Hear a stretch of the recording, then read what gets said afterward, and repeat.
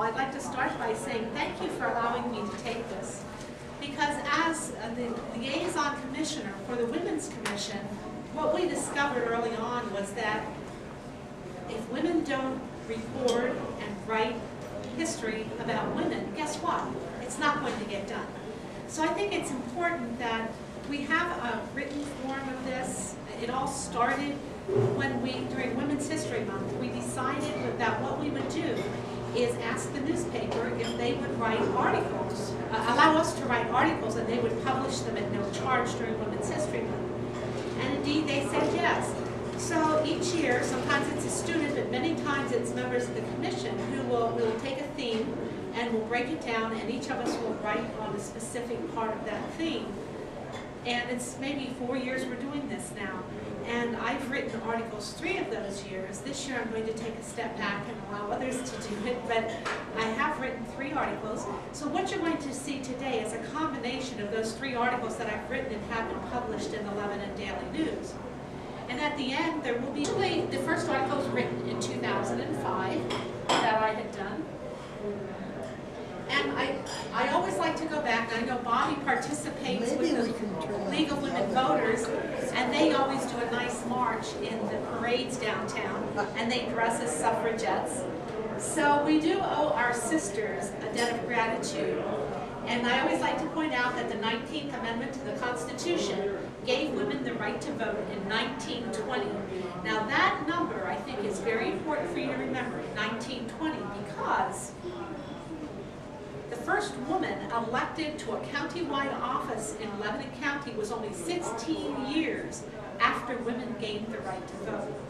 And her name was Sara McKinney Hartman, and she served as our Recorder of Deeds. She was there for 24 years and left office in 1967. But Judge Walter, I think, served in the Navy, and his dad was the postmaster, correcting me. And when he came back from the Navy, Dad says, well, what are you going to do now? I don't know. And so he went to be an attorney, and he had to do some work and learn things. So he did something in filing a deed or researching a deed or something of that nature. And it got rejected, and it came back. And his dad said, you will go into the courthouse, and you will learn how to do it. He took him in and introduced him to this McKinney, Sara McKinney. And she worked with him. And they ended up being the best of friends. And she was never harsh with him. He said that she always taught her girls that they should be kind to and respect the attorneys that come in. And she did. So as hard of as a Republican as she was, she didn't make it a party matter when it came to business. She took care of business and treated everybody honestly and fairly. Right now we also have a woman Recorder of Deeds. There was Flashlight in between, but Donna Lutz is now there and serving as Recorder of Deeds. But only 16 years after they gained the right to vote, we had a woman in office in Lebanon County. I think that's pretty amazing. The second woman elected to countywide office was Naomi Pope. And Naomi was elected as the Clerk of Orphans Court. I have to tell you that that office is no more. They decided to combine it in with the voluntary and the clerk there.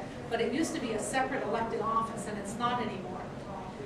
Emma Hawk was her deputy, and eventually Emma became the Clerk of Orphans Court. And it was interesting to see a mentoring that took place among women, training them and teaching them, because it was the different ages. And so as one retired, another one ran for office. And this is not being partisan when I'm saying this, because what I'm going to talk about today is women of both parties. Because what I find so often is that women are so quick to jump on each other and just rip each other down and not support each other. And I think that that's really important, because if you look at the makeup of our House and Senate and Congress, we've got to do something to get more women elected, qualified women. And Edith Grumbine was a woman who came after Emma Hawk.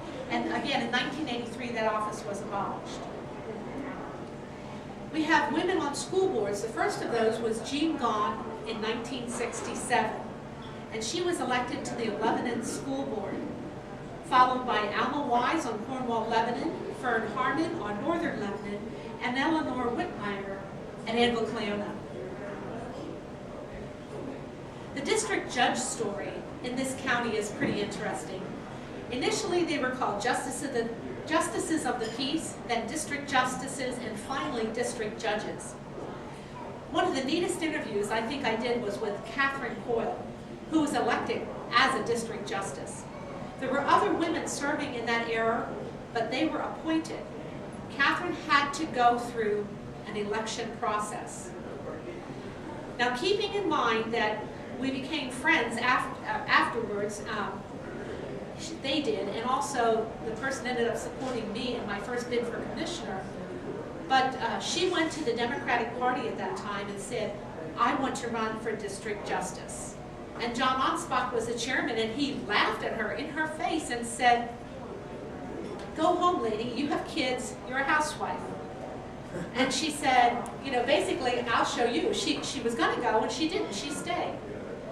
So this woman had such tenacity, and she worked hard, and she campaigned door to door, and her kids worked with her, and they went door to door with her. And her husband was like a merchandiser for Hawk Brothers and things like that, so he had some good ideas about drawing together themes and you know, delivering a message. So he helped her pull that together based on what she wanted to say. And on election night, because they're in the city, it's a rather close quarters.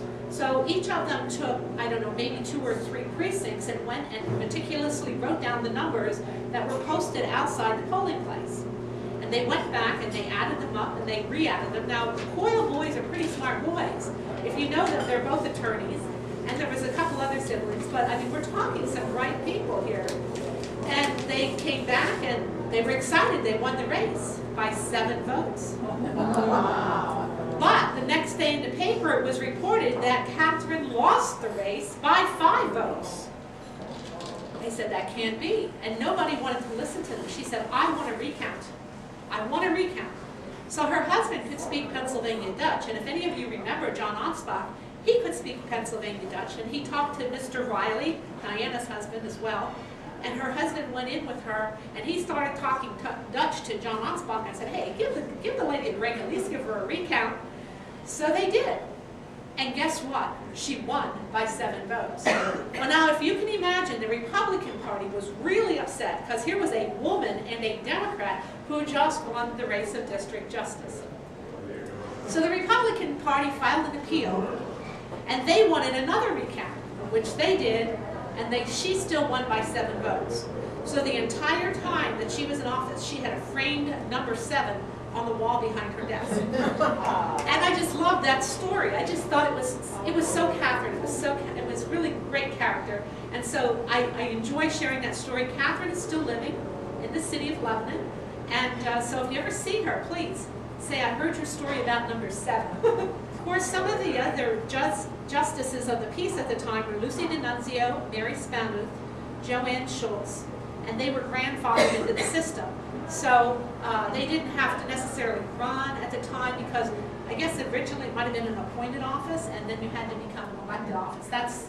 And I should double check that, but that's my recollection. Since then we've had Hazel Swisher, Betty Ann Smith, Christine Heck, and more recently Maria Dissinger, all elected as district judges.